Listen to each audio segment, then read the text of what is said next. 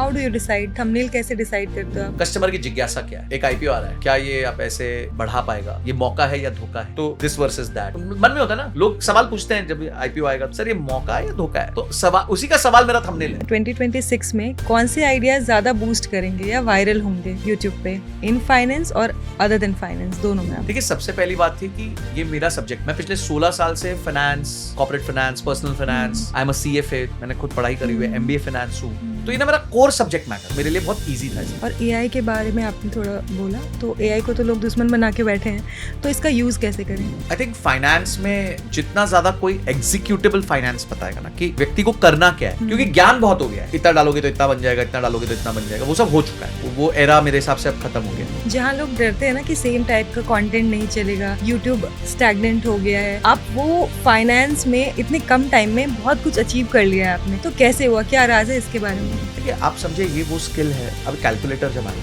आज सब कैलकुलेटर जानते हैं ना यूज करना, वो हमारा नेचुरल लाइफ का पार्ट बन गया। आने वाली जनरेशन जो है उसके लिए एआई नेचुरल होगा। मेरे बेटे के लिए एआई नेचुरल है, वो आज ही पीपीटी गाना से बना। लोग का परसेप्शन क्या है कि फाइनेंशियली फ्री हो गए, पैसे हैं हमारे पास तो हम काम करना छोड़ देंगे, तो आप अभी भी इतना काम कर रहे हैं। फाइनेंशियली फ्री होने को लोग जो गलत धारणा है वो ये है कि मैं रिटायर हूँ, मुझे काम नहीं करना। आप फाइनेंशियली फ्री इसलिए नहीं होते कि आप काम नहीं करना चाहते, आप फाइनेंशियली फ्री इसलिए होता है कि आप अपने मन मर्जी का काम करते हैं।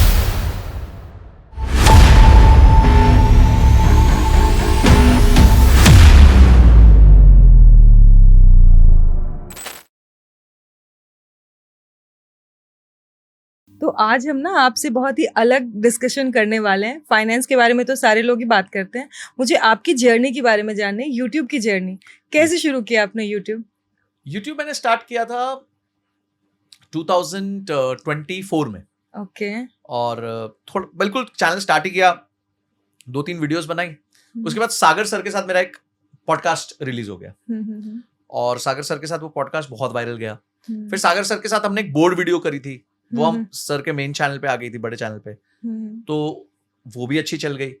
फिर वहां से मुझे रियलाइज हुआ कि लोगों को ये इस तरह का कंटेंट अभी बहुत मिसिंग है, मतलब है बट और भी दिया जा सकता है। तो मैंने अपने कंटेंट को पे मेहनत करना चालू किया, और बस एक ही चीज कहूंगा, जो मैंने अप्रैल 2024 से लेके अभी तक, आज हम अक्टूबर 2025 में है, 19 महीने हो गए, सॉरी नवंबर में, अब तो हम 19 महीने में मैम, मैंने कोई ऐसा दिन नहीं है जब मेरा कोई वीडियो ना गई हो। मतलब हर दिन एक वीडियो गई है, चाहे वो शॉर्ट गई हो, चाहे लॉन्ग गई हो। और अब तो ऐसा हो गया कि महीने में 16 वीडियोस हमारी लॉन्ग जाती हैं, लंबी वीडियो 16 जाती है। तो उतना एफर्ट हम मारते हैं कि कंटेंट कंटिन्यूअसली डिलीवर करते रहें, हाई क्वालिटी करें, लोगों की समझे सुने, उसके बाद जो है अच्छा कंटेंट बनाएं। तो दैट एफर्ट हम लोग उतना मेहनत कर रहे हैं टू पुट दैट। बट ये मेरे को लगता है कि ये सारा गेम जो है कंसिस्टेंसी का बहुत इंपॉर्टेंट है, कि आप कितने टाइम तक कंसिस्टेंट रह सकते हो। ये वो लास्ट मैन स्टैंडिंग है, जितनी देर आप खड़े रहोगे उतनी आप जो है कंटेंट अच्छा बना पाओगे। तो सर, जो आप अभी वीडियो बना रहे हैं, तो आपका बैकग्राउंड भी क्या इसी को सपोर्ट करता है? नहीं, ऐसा नहीं था। मैंने कंटेंट क्रिएशन जर्नी अभी ऐसा सेट की 19 महीने पहले बनाई, बट मैं टीचर बनना चाहता था हमेशा से। तो मेरा ड्रीम था एक टीचर बनना, और मैं टीचर था। तो उसका शायद मुझे बेनिफिट मिला कि मेरे को स्टूडेंट्स के सामने बोलना आता था, अपने पॉइंट को पुट अप करना आता था, सब कुछ करना आता था। तो वो फायदा मुझे जो है वो मिल गया, और जिस वजह से मुझे लगता है कि थोड़ा एक्सेलरेशन ज्यादा हो गया, जल्दी हो गया। जहाँ लोग डरते हैं ना कि सेम टाइप का कंटेंट नहीं चलेगा, यूट्यूब स्टैग्नेंट हो गया है, आप वो फाइनेंस में इतने कम टाइम में बहुत कुछ अचीव कर लिया है आपने, तो कैसे हुआ, क्या राज है इसके बारे में? देखिए, सबसे पहली बात थी कि ये मेरा सब्जेक्ट था। मैं पिछले 16 साल से finance, corporate finance, personal finance, I am a CFA, मैंने खुद पढ़ाई करी हुई है, एमबीए फाइनेंस हूँ, तो ये ना मेरा कोर सब्जेक्ट मैटर था। तो मेरे लिए बहुत इजी था इस पे बात करना। सेकंड ये था, जो मैं बता रहा था लोगों को, वो मैं ये बता रहा था कि एक आम आदमी, एक आम व्यक्ति जो आईआईटी से नहीं है, मिडिल क्लास फैमिली से है, आईआईएम से नहीं है, उसने अपने आप को 39 तक फाइनेंशियली इंडिपेंडेंट कर दिया। तो ये बहुत बड़ा कनेक्टिंग पॉइंट था लोगों के लाइफ में, जिनको लगता था कि हमारे को अब जिंदगी भर नौकरी करते रहना पड़ेगा, क्योंकि हम कभी फाइनेंशियली फ्री नहीं हो सकते, हम कभी अपनी नौकरी को बाय बाय नहीं बोल सकते, हमें अपनी बॉस की झेलनी पड़ेगी। तो वो मिथ मैंने ना आके काफी लोगों का तोड़ा है कि अगर मैं कर सकता हूं तो if I can do you can too. अगर मैं भी कर सकता हूं तो तुम क्यों नहीं कर सकते? प्लान कर लो। मैंने प्लान किया, मेरा अचीव हो गया, आप भी प्लान करो, आपका भी अचीव हो जाएगा। अब जिस दिन का आपने लिखा उस दिन अचीव होगा, उससे पहले हो जाएगा, उसके बाद में हो जाएगा, वो भगवान की कृपा है। ठीक है, मैं लोगों को कहता हूं, मैंने सोचा था कि मैं 40 तक फ्री हो जाऊंगा, मैं 39 पे हो गया, ये भगवान की कृपा है, मेरी नहीं है। हो सकता है अगर कृपा नहीं होती तो 42 पे हो जाता, 43 पे हो जाता, पर जिंदगी भर मैं नौकरी में नहीं रहता। आप नौकरी कर रहे हो, गलत बात नहीं है, पर अगर आप जिंदगी भर उस ट्रैप में रहो कि आपको किसी और की मोहताजी करनी पड़े, तो वो वॉरेन बफेट कहते हैं ना कि if you have only one source of income, you are only one step away from poverty. अगर आपके पास एक ही सोर्स है इनकम का, तो वो जिस दिन कट, उस दिन आप खत्म। तो ये आपकी जिम्मेवारी है कि आप अपने लिए धीरे धीरे इन्वेस्ट करके कॉर्पस बनाए। तो ये मैंने किया। फिर जब मैंने आके यही बात लोगों को बोली, लोगों को लगा हाँ यार बात तो सच्ची कर रहा है, सही कर रहा है। तो वो जो कनेक्शन लोगों के साथ मेरा जुड़ा कि यार ये खुद कर चुका है।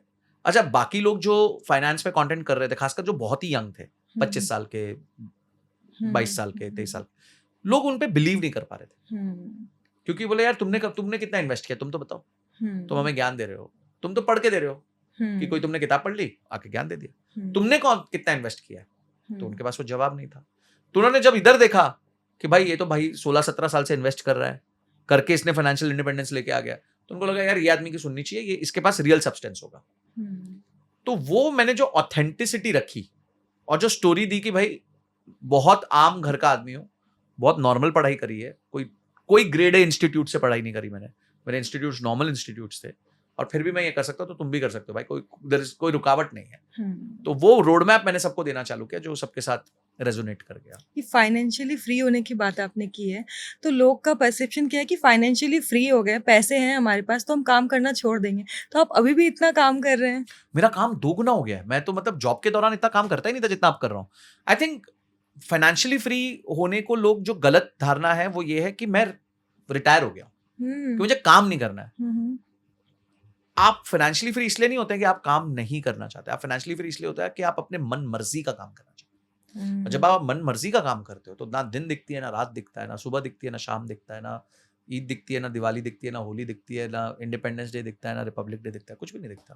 फिर आपको करना है, काम करना है तो करना है, अपने मजे से मेंटली फ्री हो जाते हैं। आप मेंटली फ्री हो जाते हैं। पर हाँ, क्या आज मेरे पास ये लिवरेज है कि अगर मैं चाहूँ अगले 3 दिन मैं नहीं काम करना चाहूँ तो मैं वो कर सकता हूँ कि भाई बंद, मैं 3 दिन नहीं काम कर रहा, मेरे को मत फोन करना, मेरा फोन बंद है। ये मैं जॉब के दौरान नहीं कर सकता था, ये मैं आज कर सकता हूँ। क्या मैं काम कम कर रहा हूँ? नहीं, काम तो मैं शायद बहुत ज्यादा कर रहा हूँ, पर मेरे पास आज भी वो स्विच मेरे पास है। आज मेरे पास स्विच है ऑन ऑफ का। मैं धीरे करना चाहूंगा काम, मैं धीरे कर सकता हूँ, मैं और तेज करना चाहूंगा, मैं और तेज कर सकता हूँ। जस्ट इमेजिन, मेरा कंट्रोल मेरे हाथ में है, मेरे बॉस के हाथ में नहीं है, मेरे एम्प्लॉयर के हाथ में नहीं है। तो वो बहुत ताकतवर चीज है। तो इसलिए मत फाइनेंशियली फ्री होइए कि आपको काम नहीं करना है, इसलिए फाइनेंशियली फ्री होइए कि किसी और के लिए काम नहीं करना। वो स्विच आपको वापस मिलना चाहिए। बहुत सही और बड़ी बात बोली, कंट्रोल अपने हाथ में होना चाहिए, तभी आप मेंटली फ्री और फाइनेंशियली फ्री हो सकते हैं। बिल्कुल बिल्कुल बिल्कुल। तो इतना ज्यादा हसल के बाद आप यूट्यूब पे इतने कंसिस्टेंट कैसे रह लेते हैं? मैं बेसिकली कंटेंट थोड़ा जल्दी बना पाता हूँ। मुझे ऐसा लगता है कि मैं चीजों को क्योंकि खुद ही जानता हूँ तो मैं जल्दी एनालाइज कर पाता हूँ। एआई टूल्स ने बहुत मदद करी है, चाहे वो चैट जीपीटी हो, क्लॉड हो, कोई भी हो, मतलब अच्छे टूल्स हैं जिन्होंने बहुत बढ़िया मदद करी है, हमारी रिसर्च इजी कर दी है। जो काम समझे रिसर्च करने को पहले 3 घंटे लगते थे, आज वो 15-20 मिनट में हो जाता है काम। उसको हम वेरीफाई भी कर पाते हैं 2-3 सोर्सेज से। तो उस वजह से हम अपना कंटेंट की स्पीड को काफी हद तक बढ़ा चुके हैं।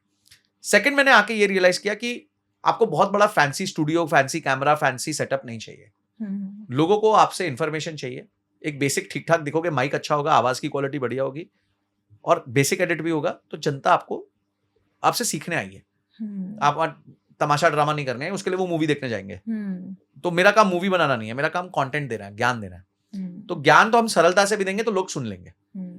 तो ये थीम मैंने जब अपने माइंड में रखी तो मुझे समझ आया कि मेरे से लोगों को ज्यादा सीखना है। ऐसा नहीं कि महीने भर में 2 वीडियो बनाई, दोनों बहुत अच्छी बना दी, पर 2 ही बनाई। तो वही अक्षय कुमार वर्सेस आमिर खान अप्रोच है, हमारी अक्षय कुमार वाली अप्रोच है कि ज्यादा काम करो, ज्यादा नंबर ऑफ वीडियोस बाहर निकालो। तो हम वो वाला फंडामेंटल रखते हैं। तो जो लोग अभी काम करना चाह रहे हैं, यूट्यूब पे आना चाह रहे हैं, और मेनली अगर आपके प्रोफेशन में आना चाह रहे हैं, तो उनके लिए आप क्या कहोगे जो यूट्यूब पे आने से डर रहे हैं? देखिए, सबसे पहले तो मैं उन्हीं लोगों को आने के लिए कहूंगा जो कंटेंट से प्रेम करते हो, मतलब जो सिखाने से प्रेम करते हो। अगर आपको सिखाने से ही प्रेम नहीं है तो आप फिर आके कुछ ज्यादा अचीव कर नहीं पाओगे इस प्लेटफॉर्म पे, क्योंकि ये प्लेटफॉर्म टायरिंग भी बहुत है। मतलब शुरू में आपका बहुत टेस्ट लेता है, व्यूज नहीं आएंगे, सब्सक्राइबर्स नहीं आएंगे, इजी नहीं होगा चीजें। आपको अगर पॉडकास्ट पे भी जाना है तो आपको इधर उधर जाना पड़ेगा, लोगों से मिलना पड़ेगा, चप्पल घिसनी पड़ेगी। तो it is like a business, any other business, जहाँ पे आपको टाइम लगता है बिल्डअप करने को। पर यहाँ ना बिजनेस के साथ साथ थोड़ा सा कला भी है। कोई और बिजनेस आप करते हो तो कलाकारी नहीं है उसमें। आपको पता है यार, मैं रॉ मटेरियल खरीदूंगा, मशीन में डालूंगा, प्रोडक्ट बनाऊंगा, बेच दूंगा। यहाँ ऐसा नहीं है, यहाँ आप हो मशीन। तो क्या आप में दम है कि आप कंटेंट से प्रेम करते हो क्या? अगर आप कंटेंट से प्रेम करते हो तो आप इस इंडस्ट्री में हो। पहली बात ये है। दूसरी बात ये है, मैं जो मानता हूं वो है कि जो आपको आता है वो सिखाओ। मतलब जहां आपका कन्विक्शन बहुत स्ट्रांग है और अगर आपने वो चीज अचीव करी हुई है तो फिर लोग आपके साथ बहुत ट्रस्ट करेंगे। अगर आप सिखा तो रहे हो पर आप ही ने अचीव नहीं किया, आप ही का कन्विक्शन नहीं, तो आपसे लोग उतना फिर ट्रस्ट नहीं कर पाएंगे। तो ये मैं कहूंगा लोगों को, पेशेंस रखिए, 1000 दिन का पेशेंस रखिए जब आप कंटेंट जर्नी में आते हैं। आई वुड से आई वाज लकी, बट ऐसा नहीं था कि ये मैंने जब स्टार्ट किया अचानक से हो गया। उसके पहले 4 साल से मैं कंटेंट बना ही रहा था, प्राइवेट प्लेटफॉर्म्स के लिए बना रहा था, बट बना रहा था। जब मैं यूट्यूब पे आया वो मेरी पहली वीडियो नहीं थी लाइफ की। बहुत वीडियोस उससे पहले जा चुकी थी, पर वो यूट्यूब पे नहीं गई थी, किसी और प्राइवेट प्लेटफॉर्म पे गई थी। तो उसने जो मुझे कॉन्फिडेंस दिया, उसकी वजह से मेरी जर्नी एक्सेलरेट हो गई। तो ये जो 1.5 साल है वो 1.5 साल नहीं, वो एक्चुअली 5.5 साल है। उसके पिछले 4 साल नहीं देखे किसी ने। तो वो 4 साल की वजह से ये जो काम शायद लोगों का 2-3 साल में होता है, 5 साल में होता है, वो 1.5 साल में हो गया। तो ओवरऑल उतना ही टाइम लगा है, मुझे भी 5.5 साल ही लगे हैं। तो वो ये ना, यूट्यूब पे लोग नेम, फेम और ग्लैमर देख के आ जाते हैं, पर डार्क और ग्रे साइड भी होता है यूट्यूब का। बिल्कुल है। आप सक्सेसफुल केसेस तो बहुत ही कम है यूट्यूब पे, पर सक्सेसफुल, परसिस्टेंटली सक्सेसफुल केसेस बहुत कम है। और यूट्यूब एज अ प्लेटफॉर्म में सबसे इंपॉर्टेंट चीज है डेप्थ ऑफ योर नॉलेज। देखिए, आप शॉर्ट्स और रील्स बना लीजिए, आपके पास 30 सेकंड, 60 सेकंड, 90 सेकंड है, कोई परेशानी नहीं। पर जब एक मैटर को आपको समझाना हो और आप 16, 18, 20 मिनट की वीडियो बना रहे हो, उस टाइम आपके अंदर जो डेप्थ चाहिए ना, वो बहुत मैसिव चाहिए। हम जब देखते हैं कि 40%, 50% टाइम तक हमारे को लोग देख रहे हैं एवरेज में, तो हमें मतलब वो कब आता है? जब हम बहुत अंदर से भरे हुए हैं। वो मैं मनोज मुंतशिर जी की एक लाइन है, जो भरता है वही छलकता है। अगर प्याला भरा ही नहीं होगा तो वो छलकेगा कैसे? खाली प्याला तो छलक नहीं सकता। ठीक है, तो अगर आपको छलकना है तो पहले आपको भरना पड़ेगा। अगर आपको एक वीडियो बनानी तो उसके पहले आपको अपने आप को एजुकेट करना पड़ेगा, ज्ञान डालना पड़ेगा, अर्जित करना पड़ेगा। और वो ज्ञान अर्जित ऐसा नहीं है कि आपने जाके चैट जीपीटी से पढ़ लिया और उतने में आ जाएगा। आपका अपना सेंस क्या है, अपने लाइफ एक्सपीरियंसेस क्या है, क्लिनिकल एक्सपीरियंसेस क्या है, वो बहुत इंपॉर्टेंट है। आज अगर मैं कहता हूं कोई म्यूचुअल फंड में 12% के रिटर्न से XYZ अमाउंट बनता है, मैंने बनते हुए देखा है। मैं वो एक एक कदम जो आप लोग, कोई लोग एक्सेल पे डाल देता है ना, 240 महीने में इतना हो जाएगा, उस 240 में से 160 या 150 महीने की जर्नी में देख चुका हूं। इतने टाइम से मैं निवेश कर रहा हूं। तो जब मैं बोलता हूं तो मैं उस कन्विक्शन को लेके बोलता हूं, उस नॉलेज को, इस क्लिनिकल एक्सपीरियंस को लेके बोलता हूं। और सेम चीज मैं चाहूंगा, आप जो भी सब्जेक्ट में है, आप जरूर पहले अपनी रिसर्च करिए, आप उस सब्जेक्ट में निपुणता पाइए, उसको लिव कीजिए, उसके बाद उसके बारे में बात कीजिए। हार्ट एंड सोल डाल के। हाँ, मतलब आप तब लोगों को समझ आएगा यार, ये आदमी के सुन, इसका वचन शासन है। जो ये कह रहा है वो बिल्कुल सही कह रहा है, गलत नहीं कह रहा है। तो वो आपको अपनी क्रेडिबिलिटी तो एस्टेब्लिश करनी पड़ेगी। यहां ना आप मोहताजी में नहीं चल सकते कि भाई मैं क्या करता हूं, किसी बड़े आदमी के चैनल पे चला जाता हूं और कुछ उसको पैसे से दे देता हूं और बैठ जाता हूं उसके पॉडकास्ट पे और मैं आ जाऊंगा, बात करके मैं छा जाऊंगा। ऐसा नहीं होता। आपका नॉलेज बहुत होना जरूरी है। आपको प्लेटफॉर्म मिल गया पर आपकी नॉलेज ही नहीं है। वो हम कहते हैं, a bad product which gets marketed well dies faster. एक खराब प्रोडक्ट जिसकी मार्केटिंग अच्छी हो जाए ना, वो जल्दी मर जाता है। क्योंकि आपने जल्दी उसको जगह पहुंचा दिया, लोगों ने पहली बार देखा, उसको बोला अरे यार ये तो फालतू आदमी, थर्ड साइड करो इसको, दूसरी बार देखने की जरूरत नहीं है।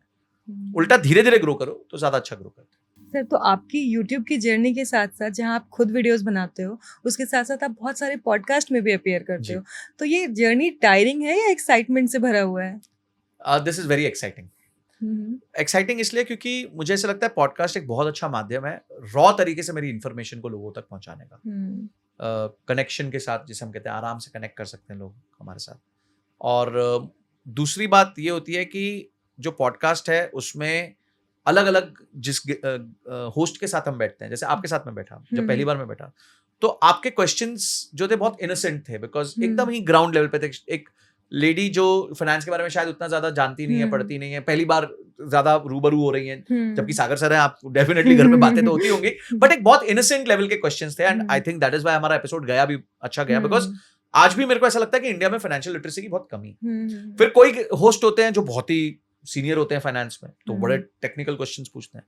कोई मस्ती वाले होते हैं तो वो मस्ती से फाइनेंस के बारे में पूछ लेते हैं। तो हमें हर तरह का होस्ट मिलते हैं, तो हमें हर तरह का मौका मिलता है अपने पॉइंट ऑफ व्यू को रखने का। और मुझे लगता है आप लोगों के साथ बात करके मैं बेटर हो जाता हूँ, क्योंकि मुझे पता चल जाता है कि मुझे अब कौन सा एग्जाम्पल देना है, किसके साथ कनेक्ट करना है, ताकि एक ऑडियंस मेरी बात को समझ पाए। क्योंकि अंत में तो वो कहावत है ना कि अगर आप इतना आसानी से नहीं करके बता सकते कि एक छठी का बच्चा समझ जाए, तो यानी अभी तक मैटर आप ही को नहीं समझ आया है। तो अगर मेरी बात एक छठी का बच्चा नहीं समझ पा रहा है, तो शायद मुझे खुद को ठीक से नहीं समझ आया, मुझे और रिसर्च करने की जरूरत है, मुझे और उसको सिंप्लीफाई करने की जरूरत है। क्योंकि कोई भी कॉन्सेप्ट जो इस दुनिया में मुश्किल नहीं है, बस उसको सिंपल तरीके से प्रेजेंट करना आना चाहिए। तो मेरे को लगता है पॉडकास्ट एक बहुत प्यारा माध्यम है। हमें अच्छे अच्छे होस्ट मिलते हैं, वो अपना समय देते हैं, वो अच्छे क्वेश्चंस पूछते हैं, वो जनता के एक तरीके से प्रतिनिधि बन जाते हैं उस समय पे जो क्वेश्चंस पूछते हैं। I love this platform. अब तो हमने खुद भी चालू कर दिया एज अ होस्ट भी, हमने करीबन 16-17 एपिसोड्स कर दिए, पर हमारा थोड़ा ज्यादा टेक्निकल, थोड़ा ज्यादा मनी के रिलेटेड होता है, और हमारी ऑडियंस जो थोड़ी ज्यादा मैच्योर है जब हम इस पे बात करते हैं। तो YouTube पे ना थंबनेल को बहुत इंपॉर्टेंस दिया जाता है, तो आपके वीडियोस में थंबनेल इंपॉर्टेंट है, क्वालिटी ही मैटर करती है? देखिए, थंबनेल इंपॉर्टेंट है, it is very important, because वो पहला कम्युनिकेशन है आपके कंज्यूमर के साथ। तो आप उस पर क्या लिखते हैं, पर उससे ज्यादा इंपॉर्टेंट है कि ऐसा ना हो जाए कि पिक्चर का ट्रेलर तो बहुत सुंदर था पर पिक्चर अंदर बहुत ही बेकार थी। तो आपने थंबनेल बड़ा खूबसूरत बना दिया, कैची बना दिया, क्लिक बेटी बना दिया, पर अंदर आपने सामान नहीं दिया, तो जल्दी ऑडियंस डाई डाउन हो जाती है। तो आप थंबनेल वो बनाइए जो अंदर कॉन्सेप्ट है। हाँ, कभी कभी थोड़ा सा उसको मिर्च मसाला लगाना पड़ता है ताकि लोग क्लिक कर लें, क्लिकेबल हो जाए, पर थंबनेल एक बहुत इंपॉर्टेंट सोर्स है क्लिकिंग इसका, कि आप लोग आप तक आए। How do you decide thumbnail, कैसे डिसाइड करते हो आप? जिज्ञासा, कस्टमर की जिज्ञासा क्या है कि एक आईपीओ आ रहा है, तो क्या ये आपके पैसे बढ़ा पाएगा, ये मौका है या धोखा है, तो दिस वर्सेस दैट। मन में होता है ना, लोग सवाल पूछते हैं जब आईपीओ आएगा, तो सर ये मौका है या धोखा है, तो सवाल, उसी का सवाल मेरा थंबनेल है। उसके मन में ये जिज्ञासा है, अप्लॉय करूं अवॉइड करूं, तो मेरा थंबनेल बन जाता है। ठीक है, इंश्योरेंस लेने से पहले क्या 6 चीजें देखूं, तो ये मेरा थंबनेल बन जाता है। उसी का जो प्रश्न है वही मेरा थंबनेल है। कंटेंट के बीच का जो, हाँ, जिज्ञासा ही हमारा थंबनेल है। उसकी जिज्ञासा को पकड़ना बहुत जरूरी है कस्टमर की। ये फंड में पैसे निवेश करते तो आज बन जाते करोड़पति, तो ये उसकी जिज्ञासा थी, कौन से फंड में पैसा डालता तो बनता करोड़पति। तो आपने उसका जवाब दे दिया। तो बहुत अलग अलग तरीके होते हैं थंबनेल्स के, हम कोशिश करते रहते हैं। आजकल तो YouTube हमारे को मौका देता है कि एक ही वीडियो के 3 थंबनेल डाल दो, तो वो हम ये तीन थंबनेल वाला क्या लॉजिक है, बताएंगे आप? इसे हम कहते हैं A/B टेस्टिंग। ओके, A/B मतलब दिस और दैट, कौन सा थंबनेल ज्यादा चल रहा है। तो आपने एक ही वीडियो के 3 थंबनेल बना लिए, तो तीनों थंबनेल की वो जो है YouTube अलग अलग लोगों को अलग अलग थंबनेल्स दिखा रहा है, और वो देख रहा है किस पे सबसे ज्यादा क्लिकिंग हो रही है। अच्छा, कौन सा देख के थंबनेल लोग सबसे ज्यादा अंदर घुस रहे हैं वीडियो। तो जो सबसे ज्यादा विन करता है, फिर उसको वो फाइनल थंबनेल बना देता है, अपने आप ही बना देता है। हम भी चूज कर सकते हैं, बट वो खुद ही बना देता है वैसे फाइनली। तो इसे हम A/B टेस्टिंग कहते हैं, और ये दुनिया में हर जगह प्रख्यात होता है। हर चीज जब टेस्ट की जाती है तो उसके हमेशा 2 ऑप्शन 3 ऑप्शन दिए जाते हैं, कि अगर ये चीज आ रही है तो मैं इसको ये करूं या ये करूं। तो वो YouTube ने भी चालू किया हुआ है, काफी टाइम से है, बट अच्छा है। अब तो वो टाइटल्स पे भी लेके आ रहे हैं, पहले सिर्फ इस पे था, अब टाइटल पे भी आप A/B टेस्टिंग कर सकोगे, जल्दी आ चुका है। जो लोग नहीं कर रहे हैं वो जल्दी से सीख के कर लो। हाँ, देखिए YouTube है ना, एक बहुत बहुत इवॉल्व्ड प्लेटफॉर्म है, बहुत समय से मार्केट में। उनको सब पता है कि क्रिएटर को किस किस चीज की जरूरत है। उसने आपको सब कुछ दिया हुआ है। आप अगर इस्तेमाल कर रहे नहीं हो तो आप सोचिए, आप एक प्लेटफॉर्म पे आ रहे हो, आप डॉक्टर बनते हो, तो स्टेथोस्कोप तो यूज करना सीखोगे ना। वो जो भी आपको ब्लेड्स देते हैं, जो भी छुरी काटा देते हैं, उसको यूज करना सीखोगे। वो आपका टूल है, औजार है। तो अगर औजार आपका यूट्यूब है तो औजार को सीख तो लो, उसके स्टैटिस्टिक्स क्या हैं, उसके एनालिटिक्स क्या हैं, उसमें अपलोड कैसे किया जाता है, ये सब आपको सीखना जरूरी है। आप सोचो नहीं जी मैं किसी सोशल मीडिया मैनेजर को हायर कर लूंगा और किसी एडिटर को हायर कर लूंगा, वो लोग सब मैनेज कर लेंगे, और आप बिना मरे स्वर्ग नहीं मिलता। आपको स्वर्ग मेरे को कौन सा शौक था ये सब चीजों को, पर आज मुझे सब पता है, क्योंकि हमारे को जब हम एनालिसिस करते हैं तो मैं सवाल मेरी टीम से क्या पूछूं वो भी तो मुझे पता होना चाहिए ना, उसके लिए मेरी प्रेपरेशन होनी चाहिए। तो यूट्यूब के प्लेटफॉर्म को या जो भी प्लेटफॉर्म पे आप जा रहे हैं उस प्लेटफॉर्म को पहले पूरा स्टडी कीजिए। दूसरी चीज, अगर आपको जल्दी सक्सेसफुल होना है तो आप यूट्यूब की प्राथमिकता को अपनी प्राथमिकता बना लीजिए। जैसे? हाँ, ये बहुत अच्छा क्वेश्चन। फॉर एग्जाम्पल, यूट्यूब की हर साल एक एनुअल रिपोर्ट निकलती है, अभी निकलेगी वापस जनवरी में। वो बताएगा इस साल हमारी प्राथमिकता क्या है। जैसे 2 साल पहले उनकी 2-3 साल पहले उनकी प्राथमिकता थी शॉर्ट्स को बढ़ावा देना। तो जो लोग ने शॉर्ट्स बनाने चालू किए उनका कंटेंट वायरल हो गया। क्यों? क्योंकि यूट्यूब की प्राथमिकता है शॉर्ट्स को वायरल करना। तो आप जितना उनके प्राथमिकता के साथ अपने आप को अलाइन कर लोगे, मैं आपका बॉस है, अब बॉस चाहता है कि कंपनी जो है उसका रेवेन्यू बढ़े, और आप कह रहे हो नहीं जी कंपनी का प्रॉफिट बढ़ना चाहिए, वो कह रहा है मेरे को रेवेन्यू बढ़ाना है, प्रॉफिट बाद में देखूंगा। बोले नहीं मैं प्रॉफिट बढ़ाऊंगा, तो आपका अलाइनमेंट नहीं है, तो आप बॉस के साथ नहीं टिकोगे। आपका बॉस यूट्यूब है, आप उसके प्लेटफॉर्म पे हो, यूट्यूब कह रहा है मेरी प्राथमिकता है शॉर्ट्स का व्यू दूंगा मैं, आप कह रहे हो नहीं जी मैं तो लॉन्ग बनाऊंगा सिर्फ, तो आपका चैनल चलेगा ही। तो यूट्यूब की उस प्लेटफॉर्म की, हर प्लेटफॉर्म की प्राथमिकता होती है, हर प्लेटफॉर्म की। इंस्टाग्राम की अपनी होगी, फेसबुक की अपनी होगी, यूट्यूब की अपनी होगी, स्नैपचैट की अपनी होगी, लिंक्डइन की अपनी होगी, सबकी अपनी होगी। आपको यह समझना उनकी प्राथमिकता क्या है, और कुछ नहीं, सिंपल क्वेश्चन टाइप करो, आपको जवाब मिलना लग जाएगा। उनकी रिपोर्ट्स पढ़ना चालू करो तो आपको समझ आएगा अरे वाह यार अब ना यूट्यूब ये चीज को पुश करेगा। फॉर एग्जाम्पल यूट्यूब अब लाइव को पुश करता है, तो मैं काम करूंगा, मैं महीने में 2 बार लाइव जाऊंगा। क्यों? क्योंकि उसकी प्राथमिकता है। तो जो तुमको हो पसंद वही बात करेंगे, तुम दिन को रात करेंगे। तो सिंपल है। तो आप एज अ क्रिएटर आपको बहुत अलाइंड होना पड़ता है पर्टिकुलर प्लेटफॉर्म के प्रेफरेंसेस के साथ, उनकी प्रायोरिटीज के साथ, तब आपका कंटेंट ज्यादा अच्छा चलेगा। टेलविंड हो गया ना, मतलब जिस दिशा में वो जा रहा है आप भी उसी दिशा में जाओगे, तो स्पीड बढ़ जाएगी आप दोनों की। तो जैसे अब हम इंस्टाग्राम पे जाएं तो लास्ट जब हम बैठे थे साथ में तो 1.2 मिलियन था, और अभी आप 1.5 मिलियन पे हो। तो लोग तो वेट करते हैं कि कब उनके 1-2 फॉलोअर्स पे बढ़ जाए। तो क्या राज है इसके पीछे, क्या करते हो आप इंस्टाग्राम पे? अगेन सेम, मतलब कोई लॉजिक में बहुत ज्यादा डिफरेंस नहीं है। पहले तो स्टडी कीजिए आप ही के पैटर्न्स की, आपकी पुरानी कौन सी चीजें ज्यादा चली है, ठीक है, तो आप उनको रिपीट कर सकते हैं, उनको रिफ्रेम कर सकते हैं, उनको रिपर्पस कर सकते हैं। तो ये एक तरीका है। सेकेंड तरीका है कि अगेन आप उनकी प्राथमिकता को समझिए कि वो लोग क्या चाहते हैं। अब जैसे इंस्टाग्राम ने पीछे बोला कि हमारे को वॉल्यूम ज्यादा चाहिए, कि आप ज्यादा कंटेंट डालो, तो हमने ज्यादा कंटेंट डालना चालू कर दिया। उससे हमें काफी फायदा दिया। जो हमारे महीने के 25 मिलियन व्यूज आते तब 40 मिलियन व्यूज आने लग गए। आप ये कैसे समझे कि इंस्टाग्राम ने बोला? हम पढ़ते रहते हैं रिपोर्ट्स, उनके सीईओ की स्टेटमेंट्स पढ़ते रहते हैं। उनका सीईओ क्या बोल रहा है, क्या चीज चलेगी क्या चीज नहीं चलेगी, सुनते रहते हैं। उनके हैंडल्स को फॉलो कर लेते हैं इंस्टाग्राम के, उनके सीईओ के, तो वो उनके फीड्स अपने आप ही हमारे पास आ जाते हैं। ये कोई ज्यादा एक्स्ट्रा टाइम लेते नहीं है आपका, इसको थोड़ा सा अवेयरनेस की बात है आपके लिए। तीसरा, आपको समझना चाहिए एट लार्ज आपकी ऑडियंस क्या है, कहाँ पे बिलोंग करती है, क्या प्रेफरेंस है, क्या क्वेश्चंस पूछ रहे हैं, डीएम्स किस तरीके के आ रहे हैं आपको, तो उसके अराउंड आप अपना कंटेंट को फ्रेम करके रखिए। लॉट ऑफ दिस बस यही किया है, और बस मतलब कंटेंट कंटिन्यूअसली डाला है बस। दिन में 2 रील जाती हैं, एक शाम को जाती है, एक सुबह जाती है, तो वो भी फोकस रखा है। एक हमारी पॉडकास्ट स्टाइल जाती है, एक हमारी फेस अप जाती है, वैसे जाती है। तो आप कहाँ प्रेफर करते हो ज्यादा, पसंद क्या है आपको, यूट्यूब या इंस्टाग्राम? यूट्यूब। और फेसबुक? YouTube long. मुझे लगता है कि मैं ऐसे वीडियोस बनाऊं जो 2-2, 3-3 घंटे की चले। अच्छा। जहां मैं पूरा एक चीज को पकड़ के उसका डीप डीप डीप इनसाइट दूं। अभी तक की आपकी सबसे फेवरेट वीडियो कौन सी जो आपने बनाई हो? How to start your SIP. Okay. चली भी सबसे ज्यादा वही है। अच्छा। 1.8 मिलियन व्यूज हैं उसके लॉन्ग वीडियो के। आज भी वो वीडियो हमारे को महीने का 3 लाख व्यूज देती है। तो चलती जा रही है, चलती जाती है। बड़ा बेसिक कंटेंट है, how to start your SIP. उससे सिंपल कंटेंट क्या हो सकता था? सर तो how to start your SIP ये भी बता दीजिए। मे भी ये भी चल जाए। तो how to start your SIP बड़ा सिंपल है। सबसे पहले एसआईपी की पावर को समझना जरूरी है, क्योंकि जो चीज आप कर रहे हो अगर उस पर आपको कन्विक्शन नहीं है, ना नॉलेज है ना कन्विक्शन है, तो आप कर नहीं पाओगे उसका। तो नॉलेज कन्विक्शन लाना जरूरी है। आपको पता होना चाहिए आपको लंबे समय के लिए रहना है। आपको अपना गोल पता होना चाहिए, गोल के साथ साथ आपको ये पता होना चाहिए कि आपको कब और कितना पैसा चाहिए, वो पता होना चाहिए, और उसके हिसाब से आपको अपनी SIP चालू करनी है। और एक चीज जरूर याद रखनी है, जिस तरह आपके लाइफ के खर्चे बढ़ेंगे उसी तरह लाइफ की SIP भी बढ़नी चाहिए।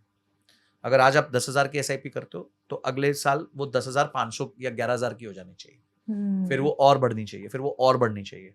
हर साल आपकी SIP बढ़नी चाहिए, क्योंकि नहीं तो क्या होगा, अगर आप सेम अमाउंट डालते रहोगे तो इन्फ्लेशन तो बढ़ रही है, तो इन्फ्लेशन आपके रिटर्न्स को खत्म कर जाएगी। पर अगर आप स्टेप अप कर दोगे अपने SIP को तो फिर इन्फ्लेशन आपको बीट नहीं कर पाएगी। तो बहुत सिंपल है, अपनी SIP को स्टेप अप कीजिए, लंबे समय तक रहिए, तो ऑटोमेटिकली आपको रिटर्न्स बनते हैं। सर तो यूट्यूब पे असली पैसा कहाँ से बनता है?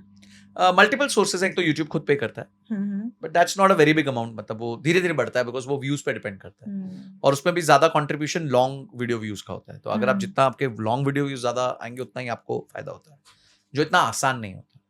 But then you get brand deals, जो ब्रांड्स आपके प्रोडक्ट लाइन या आपके कस्टमर के लिए राइट होते हैं, तो आप उनको प्रमोट कर सकते हो, और उससे आपको इनकम बनती है। फिर जब आप यूट्यूब पे होते हो तो थोड़ा बहुत आप पहचाने जाते हो मार्केट में, तो people call you for events, people call you for speeches, तो उसका आप मोनेटाइज कर सकते हो उस चीज को। तो ये कुछ सोर्सेज हैं जहाँ से आप यूट्यूब से इनकम कर सकते हैं। तो आपका सबसे पहला ब्रांड डील कौन सा था, और इफ यू डोंट माइंड कितना आया था? मेरा पहला ब्रांड डील, ब्रांड तो मुझे याद नहीं है, but I think it was 70,000 rupees, 70-80,000 rupees का पहला ब्रांड डील था। और उस वक्त यूट्यूब से कितना आता था? बहुत कम, बहुत उतना ही आता था, 70-80 हजार ही आता था। अच्छा। तो मुझे लगा अरे वाह यार, जितना यूट्यूब से आता था तो एक ब्रांड डील से आ गया। और अभी का तो मैं पूछ ही नहीं सकती हूँ। तो एक ब्रांड डील को क्रैक करने का रियल फॉर्मूला क्या होता है? आई थिंक उससे ज्यादा इंपॉर्टेंट है एज अ क्रिएटर, जब आप किसी ब्रांड को प्रमोट करो तो वो आपके ईथॉस से मैच करना चाहिए। तो अगर वो आपके ईथॉस से मैच करता है तो आप उसको प्रमोट करो, और जब आपके ईथॉस से वो मैच करेगा ना तो आपकी डील अच्छी बैठ जाएगी उनके साथ, अपने आप बैठ जाएगी। पैसे को लेके इतना ज्यादा मत सोचो कि भाई मैं तो इतना ही पैसा लूंगा। अगर आपको लगता है प्रोडक्ट अच्छा है, अगर आपको लगता है कि आपके ऑडियंस के लिए वो वैल्यूएबल है और उसका प्रचार होना चाहिए, तो थोड़ा प्लस माइनस करिए, पर वो फिर प्रचार करिए। और अगर वो बेकार प्रोडक्ट है, स्कैमी प्रोडक्ट है, ऐसा प्रोडक्ट है जो आपकी ऑडियंस के लिए बिल्कुल ठीक नहीं है, तो चाहे कितना भी ज्यादा पैसा मिले आप मत उसको प्रमोट कीजिए। तो ये थीम रखनी चाहिए। तो जैसे YouTube पे लोग कंसिस्टेंसी की बात करते हैं, साथ साथ ग्रोथ की बात करते हैं, और उसके लिए एजुकेशन की बात करते हैं कि खुद को एजुकेट करना है। तो अगर आपके पास अभी 1 लाख रुपीज हो तो आप कहाँ इन्वेस्ट करेंगे खुद को एजुकेट करने में? देखिए, मेरा फोकस रहेगा कि मैं कोर अपना बिल्ड बेटर करूं। इट्स लाइक दिस कि मेरे पास 2 सब्जेक्ट्स हैं, एक में मेरे को 8 आउट ऑफ 10 आ रहा है, एक में 3 आउट ऑफ 10 आ रहा है, या 4 आउट ऑफ 10 आ रहा है। तो मेरे को किस पे ज्यादा मेहनत करनी चाहिए? 8 आउट ऑफ 10, बिकॉज उस पर मैं 10 आउट ऑफ 10 जल्दी पहुंच जाऊंगा। ये 4 आउट ऑफ 10 को घसीटते घसीटते 10 लाने में बैंड बच जाएगी मेरी। तो मैं 8 आउट ऑफ 10 को 10 आउट ऑफ 10 करूंगा। तो अगर मुझे लगता है कि मेरा फाइनेंस कंटेंट में काम ठीक अच्छा कर रहा हूं मैं, मेरी लर्निंग अच्छी है, और मैं उसको रिफाइन कर सकता हूं और वहां इन्वेस्ट करूं, वो बेटर है। ना कि भाई मैं एडिटिंग सीख लूं कि चलो मेरे एडिटर के पैसे बच जाएंगे। वो मेरे लिए कोर नहीं है। तो अगर मैं एडिटिंग सीख भी लूंगा तो शायद मैं उतनी अच्छी कर नहीं पाऊंगा, पहले टाइम बहुत वेस्ट करूंगा। उस वजह से मेरा कोर पे से फोकस हट जाएगा, मेरी जो रियल कंटेंट है, और मैं I will enter into a space which is not comfortable for me. तो मुझे जो आता है, जो मैं कर सकता हूं, उसको मैं और मेहनत करके और ब्रिलियंट करूंगा। प्रॉब्लम लोगों को क्या आती है, उनको लगता है यार अब इससे ज्यादा मैं इसमें इंप्रूव ही नहीं कर सकता। क्या आप मुझे पूछेंगे कि संजय आपने CFA कर ली, आपने MBA फाइनेंस कर ली, इतनी सारी वीडियोस बना ली, मैं फिर भी कहूंगा I am still not there on finance. ऐसे बहुत सारी चीजें जो मुझे फाइनेंस के बारे में पता ही नहीं है। ऐसे बहुत सारे प्रोडक्ट्स हैं जिनके बारे में मुझे आज भी पता नहीं है। तो एंड ऑफ द डे मुझे क्या करना है, मुझे उन चीजों में निपुणता पानी है, क्योंकि एक तो मैं जल्दी ले पाऊंगा, मेरी अंडरस्टैंडिंग अच्छी है, दूसरा उसको लाने के बाद मेरा फायदा बहुत बड़ा है, ना कि ऐसी एंसिलरी चीजें जो मेरे लिए फायदेमंद ही नहीं है। तो I will invest in my core, not in ancillary things. Okay. तो इनिशियल डेज का हसल क्या रहा आपके यूट्यूब पे? वैसे तो बूस्ट काफी अच्छा मिला था आपको, बट स्टिल इनिशियल डेज में सबके हसल होता है ना? हाँ, हसल सबसे इंपॉर्टेंट ये था कि कंटेंट क्या बनाया जाए। देखिए, आप जब कंटेंट इंडस्ट्री में आते हैं, आपके पास नॉलेज बहुत होती है, आपको पता नहीं होता आपको किस मुद्दे पे बोलना है। And that's where I started copying. मैंने बहुत ज्यादा कॉपी किया। मतलब अच्छा, ये बड़ा क्रिएटर किस तरीके की वीडियो बना रहा है, अच्छा ये वीडियो बना, चलो हम भी बना देते हैं। और मैंने एक चीज नोटिस करी है, लोग डरते हैं कॉपी करने से, यार लोग क्या बोलेंगे, लोग क्या बोलेंगे, लोग क्या बोलेंगे। कुछ नहीं बोलेंगे, इतनी चिंता मत करो, ठीक है। अब मैं आपको एक उदाहरण देता हूँ। मेरा बड़ा मन है, सैमसंग का एक नया फोन आ रहा है जो 3 बार खुलता है, अरे बाबा। ट्राई फोल्ड है। ओके। जैसे एक तो डुअल फोल्ड है, वो हाँ, तो हाँ। आजकल आ ही गया है, सैमसंग फोल्ड 7 आ गया था। अब उसका 3 टक टक टक कैसे खुलेगा, बड़ा हो जाएगा। अब वो लॉन्च होने वाला है। हर वीडियो जो उसके लॉन्च के ऊपर है ना, जैसे मेरे आंख के सामने आती है, मैं खोल लेता हूँ। भाई मैं भी तो यूट्यूब पे कंज्यूमर हूँ, हाँ, ऐसा तो है नहीं सिर्फ क्रिएटर हूँ, मैं भी यूट्यूब हम्म। कंज्यूम करता हूँ। हाँ। तो मैं ये सोचता हूँ कि जब मैं एज अ इतना इंटेलिजेंट कस्टमर जो खुद ही क्रिएटर है, वो भी बार बार एक ही मुद्दे की 5 वीडियो देख लेता है, 5 अलग क्रिएटर्स की। अभी कोई टेक रिव्यू आएगा, कोई नया फोन आ गया, तो हम टेक्निकल गुरुजी भी देख लेंगे, मिस्टर हुज द बॉस देख लेंगे, ऐसे 3-4 अच्छे अच्छे क्रिएटर्स देख लेंगे एक ही प्रोडक्ट के ऊपर। हम सबका व्यू जानना चाहते हैं, ठीक है। तो जब मैं एज अ कंज्यूमर 5 क्रिएटर को देखता हूं एक ही प्रोडक्ट के ऊपर, तो मेरा कंज्यूमर भी तो 5 क्रिएटर को देखेगा एक ही प्रोडक्ट के ऊपर। वो भी तो जानना चाहेगा कि संजय जो है इस कंपनी के बारे में, इस कंपनी के आईपीओ के बारे में क्या कह रहा है। अच्छा, सागर सर इसके बारे में क्या कह रहे हैं, अच्छा ये कौन क्या क्या कह रहा है, थर्ड अनंत लड्डा क्या कह रहा है, पुष्कराज क्या कह रहा है, और भी जो भी बड़े बड़े क्रिएटर, सब वो सबका सुनना चाहेगा, क्योंकि उसको डिसीजन लेना है। तो ही wants to be triply sure, 4 times sure कि जरा देखिए संजय सर क्या कह रहे हैं।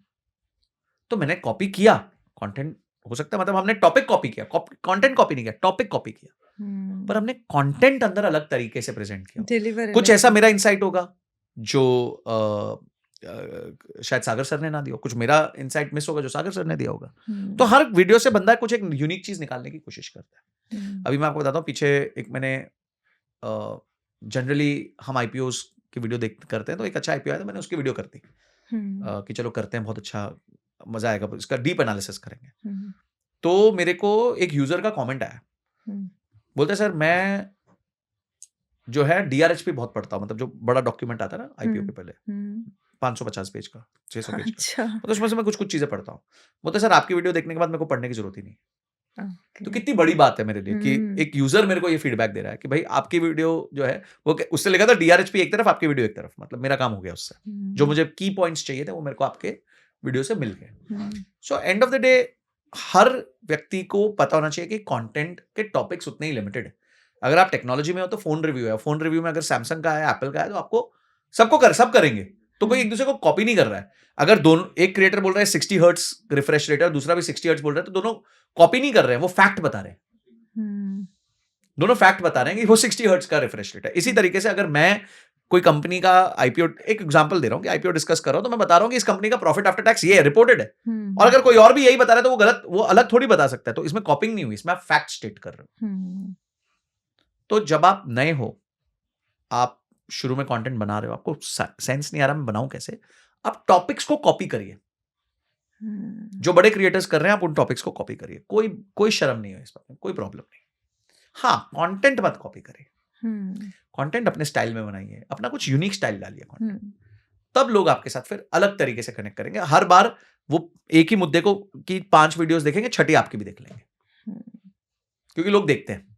आप सोचिए कि 2020 से एसआईपी की बातें चल रही है, how to start your SIP 2020 से चल रहा है, मैंने 2024 में वीडियो बनाई है 4 साल बाद, and still that video has hit 1.8 million. तो आप सोच सकते हैं कि लोग आज भी ये व्यू जानना चाहते हैं कि how to start your SIP, सबसे बेसिक क्वेश्चन है, पर लोग देखना चाहते हैं। तो इसलिए इतना स्ट्रेस मत लीजिए, ऑडियंस हमेशा उत्सुक रहती है, उनको चाहिए और learn, they are spending a lot of time on social media, give them that knowledge. आपने बोला कंज्यूमर हो, तो सबसे ज्यादा यूट्यूब पे आप क्या कंज्यूम करते हो? मैं पॉडकास्ट बहुत देखता हूँ, बहुत पॉडकास्ट देखता हूँ। किनके? मैं देखता हूँ जनरली, मैं डायरी ऑफ अ सीईओ के पॉडकास्ट देखता हूँ, दे आर वेरी गुड। थोड़े बहुत मैं राज के देख लेता हूँ, राज शमानी के अच्छे आते हैं। और मैं ज्यादातर बिजनेस, फाइनेंस जॉनर पे थोड़ा ज्यादा देखना पसंद करता हूँ, और क्योंकि बाकी तो बहुत कुछ है, फ्लड है वहाँ पे। थोड़ा टेक रिव्यू देखता हूँ, क्योंकि क्या प्रोडक्ट कुछ अच्छा है हमारे काम के लिए, कोई नई चीज़ बनी है जो हम खरीद सकते हैं, हम फायदा दे सकती है हमारे को कंटेंट क्रिएशन जर्नी में, तो उसके अराउंड कंटेंट देखता हूँ। एआई के अराउंड बहुत कंटेंट देखता हूँ कि नया एआई में क्या चल रहा है, क्या स्किल्स चल रही है। क्रिप्टो देखता हूँ, तो ये सब कंटेंट कंज्यूम करता रहता हूँ। एआई का कैसे यूज करते हो आप यूट्यूब पे? एआई का हम यूज़ करते हैं बेसिकली रिसर्च करने के लिए। सो एक टॉपिक आया तो टॉपिक का पहले मैं स्ट्रक्चर बना देता हूँ कि इस टॉपिक में मैं इन मुद्दों पे बात करूंगा और इन मुद्दों से मैं ये स्टोरी कनेक्ट करूंगा और ये स्टोरी से मैं आउटकम कनेक्ट करूंगा। समझिए, ये मैंने फ्लो बनाया। अब मेरे को 5 रिसर्च पॉइंट्स चाहिए, तो वो कहाँ से आएंगे? तो वो आते हैं इससे चैट जीपीटी से, परप्लेक्सिटी से, इन सब से हम निकालते हैं, गूगल जेमिनाई से, ये सब से निकालते हैं, क्रॉस वेरीफाई कर लेते हैं डेटा में कहीं गलती तो नहीं है, कुछ एरर तो नहीं है, 2-3 आर्टिकल्स पढ़ लेते हैं उसके, जो उनसे मांगते हैं कि हमारे को आर्टिकल्स भी दो जहां से आपने निकाला है डेटा, हमें चेक करना है एक बार, डबल चेक हो गया। हाँ, डबल चेक करना जरूरी है, बिकॉज वो तो खुद ही लिखता है chat GPT can be wrong, नीचे लिखा ही होता है। तो ऐसा तो है नहीं कि भाई उनकी पढ़ के हमने पता चला ढम करके दे दिया और पीछे से हमारे पे बैकलैश आने लग गया।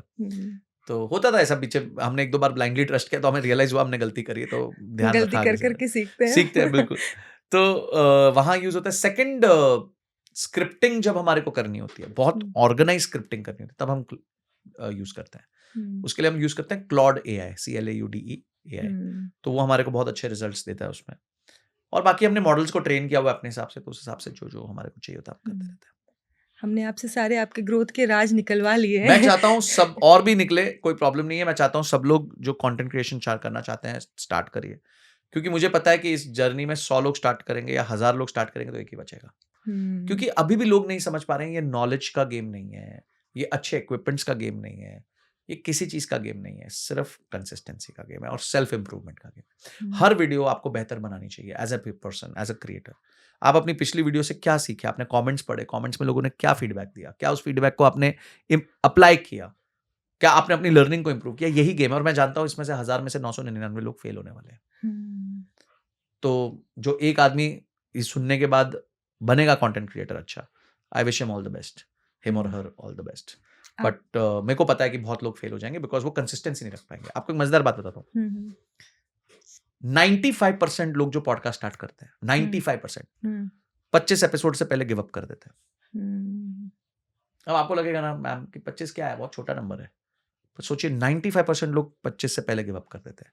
और आज हमारे भारत के हिस्ट्री में 400 एपिसोड से ऊपर सिर्फ 2 ही क्रिएटर है जिन्होंने 400 से ऊपर एपिसोड बनाया, और वो 2 नंबर 1 और नंबर 2 है इस टाइम पे, राज एंड रणबीर अलावालिया। यही 2 हैं जिनके 400 एपिसोड से ऊपर है। तो ये गेम आप अच्छे थे, आप बहुत स्मार्ट हो कि है ही नहीं। ये गेम सिर्फ ये है कि आप कंटेंट बनाए जाओ और अपने आप को इंप्रूव करते जाओ, पिछले कंटेंट में जो गलती हुई उसको सीखते जाओ, बिकॉज दुनिया ताना मारेगी, दुनिया खुश होगी, वो सब चलता रहेगा। आज अच्छी खुश है, किसी दिन धो देगी, किसी दिन वापस खुश हो जाएगी, ये चलता रहेगा। आप अपने आप को इंप्रूव कर पा रहे हो कि नहीं cyclically every day as a creator, वो बहुत इंपॉर्टेंट है क्वेश्चन। वो लोग अपने आप से पूछते नहीं, बहुत कम लोग पूछते हैं, और वही फिर टॉप 1%, 0.1% में आते हैं। कहानी से याद आया मुझे बैड कमेंट्स के बारे में। पढ़ते हो आप कमेंट्स अपने? बिल्कुल पढ़ता हूँ। बैड कमेंट्स को मैं अप्रिशिएट करता हूँ, रिप्लाई भी करता हूँ। अच्छा। और मुझे ऐसा लगता है कि हमें 2-3 पर्सपेक्टिव्स रखने चाहिए बैड कमेंट्स को लेकर। सबसे पहला पर्सपेक्टिव रखना चाहिए, अगर मुझे 100 कमेंट्स आ रहे हैं तो 100 में से बैड कितने हैं? मेरे केस में वो नंबर 2 या 3 है। तो ठीक है जी, 97% लोग मुझे प्यार करते हैं, 3% लोग मुझसे नाराज है, नो प्रॉब्लम। फिर हम जाते हैं उनकी नाराजगी क्या है। अब नाराजगी में 2 तरह की नाराजगी होती है। एक होती है कंस्ट्रक्टिव फीडबैक। अभी जैसे मैंने एक वीडियो बनाई और उस पर मैंने थोड़ा सा रोस्ट मोड में वीडियो बना दी, ठीक है, बीच में जोक्स डाल दिए, मीम्स डाल दिए, तो मेरे को लोगों ने लिखा सर ये आपको सूट नहीं करता। बड़े अच्छे तरीके से लिखा। तो मतलब आप सोचिए वो मुझसे इतना प्यार करते हैं कि they are taking out time to give me feedback to improve me, तो मुझे उसको अप्रिशिएट करना चाहिए, ठीक है।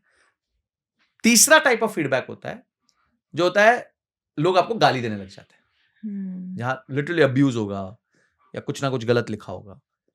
अब उससे आपको बॉक डाउन नहीं होना है। देखो वो मेरा कोई भाई तो लगता नहीं, वो एक यूजर है और वो नाराज है, कोई पर्पस के लिए नाराज होगा, कुछ होगा।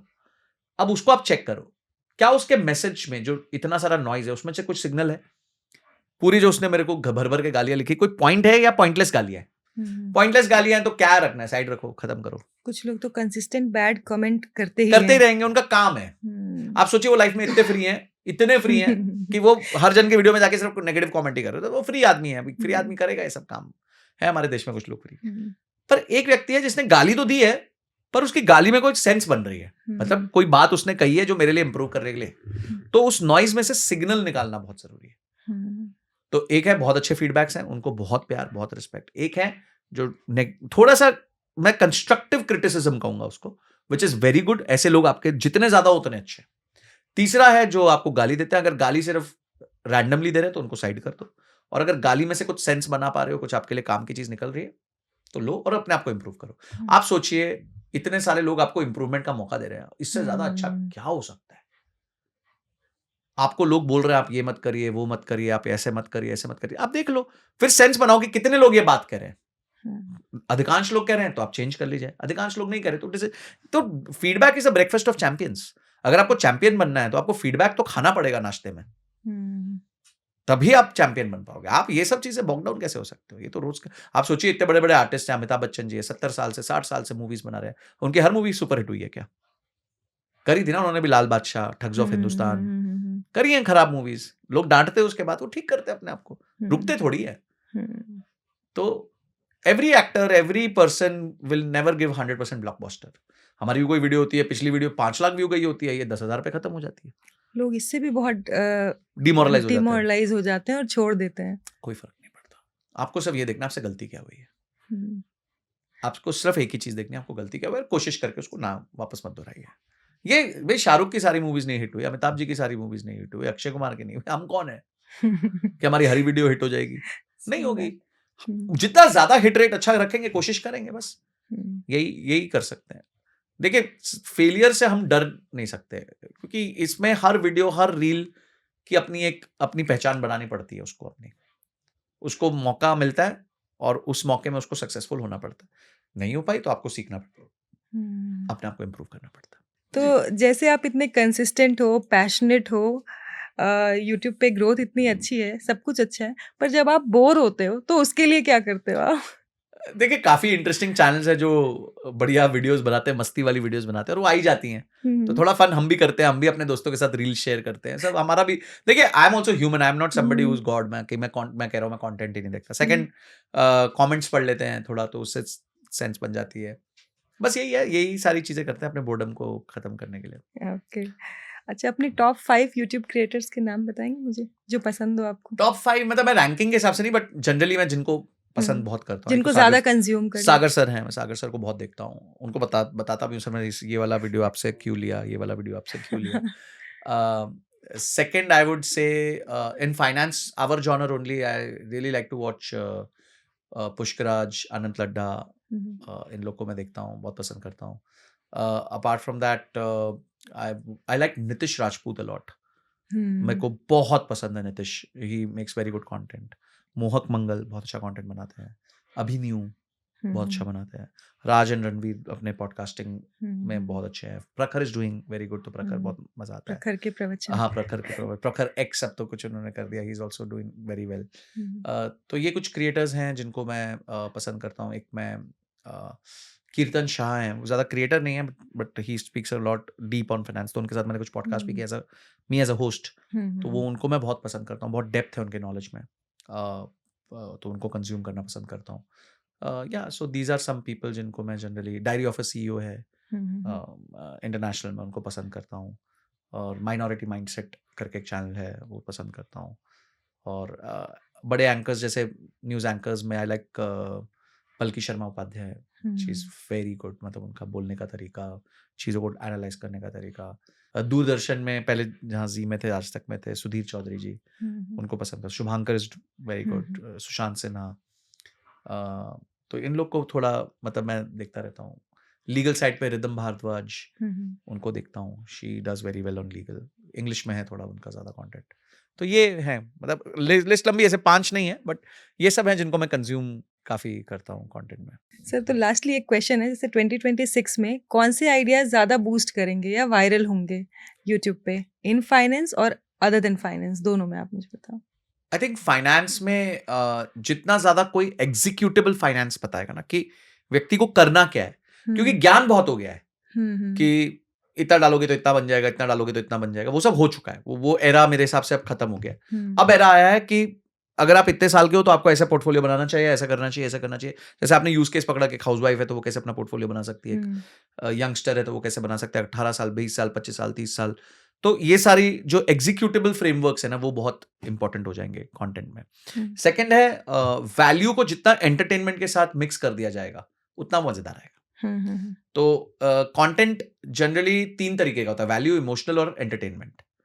तो जितना इन तीनों का मिक्स कंटेंट बनेगा कि आप वैल्यू भी दो, उसको एंटरटेनिंग भी रखो और इमोशनल भी कर दो, वो बहुत ज्यादा वायरल होने वाला है। तो ये मेरे को लगता है ये जॉनर्स, ये तरीके से कंटेंट जो बनेगा वो ज्यादा अच्छा होगा।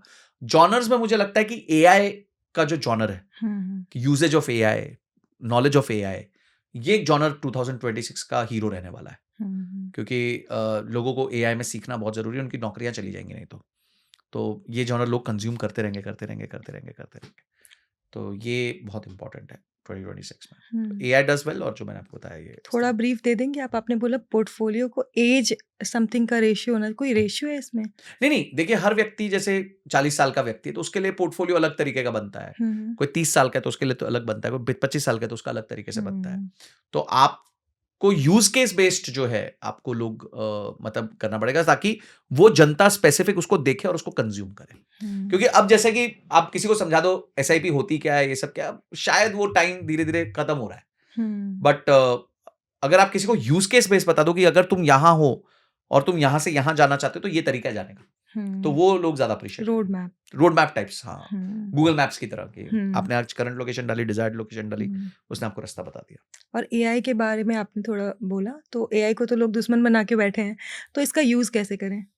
नहीं, एआई तो लोगों को सीखना पड़ेगा।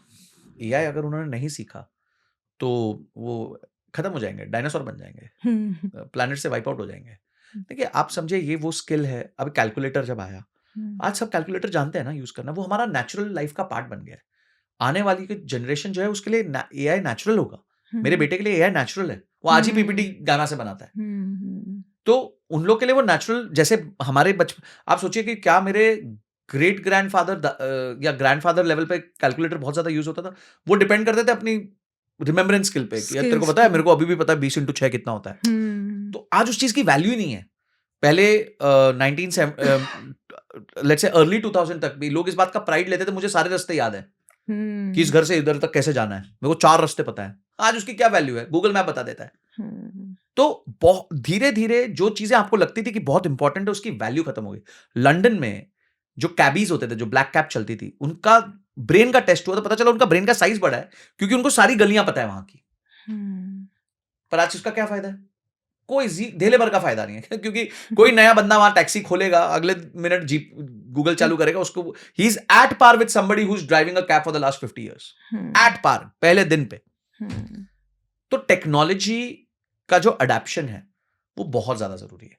तो जिस तरह हमारे दादाजी या ग्रेट ग्रैंडफादर के लिए कैलकुलेटर नया था, पर हमारे लिए वो, मेरे फादर के लिए नेचुरल था, मेरे लिए नेचुरल था, उसी तरीके से एआई हमारे आने वाली जनरेशन के लिए बहुत नेचुरल होने वाला है। और अगर इस जनरेशन ने उसको अपने लिए नेचुरल नहीं किया तो वो पछताएगी। अपनाना पड़ेगा। देयर इज नो ऑप्शन, आपके पास ऑल्टरनेटिव नहीं बचा है। आप जो फैक्ट्री वर्कर्स थे वो पहले हाथ से काम करते थे, फिर मशीन्स आई, उनको अपनाना पड़ा मशीन्स को, और बाद में उन्होंने रियलाइज किया यार ये तो हमारे लिए हमारा आधा काम तो इसने आसान कर दिया। और यही लोग एआई में भी रियलाइज करेंगे कि यार इसने तो मेरा काम आसान कर दिया, मैं तो बेकार में घोचू की तरह ये भी कर रहा था, वो भी कर रहा था, ऐसे कर रहा था, ये तो हो गया काम 2 मिनट में मेरा। फिर उसको रियलाइज होगा, हाँ यार मतलब मेरे पास टाइम बचा है, अब मैं और भी काम कर सकता हूँ। तो इसी तरह प्रोडक्टिविटी एनहांस होगी दुनिया की। और जो पहले जैसे एक गाड़ी बनाने में लोगों को 1-1 महीना लगता था, जो आज शायद मुश्किल से आधा घंटा लगता है, वैसे ही जो काम आज हो रहे हैं टेक्नोलॉजी में, वो करने में अगर 1 दिन लगता था, वो हो सकता है 1 घंटे में होगा। और उससे वर्ल्ड ओवर प्रोडक्टिविटी बढ़ेगी, इकोनॉमीज बढ़ेंगी, अपॉर्चुनिटीज बढ़ेंगी, सब कुछ बढ़ेगा ही बढ़ेगा। बट अगर आप अडेप्ट नहीं हुए तो फिर आप कोस नहीं सकते कि मार्केट खराब हो गई जी, नौकरियां खत्म हो गई जी, वो फिर आपकी प्रॉब्लम है। Thank you so much sir, एक नए पर्सपेक्टिव पे हमने बात करी अदर देन फाइनेंस, बहुत ही मजा आया बात करके। Thank you so much ma'am, thank you.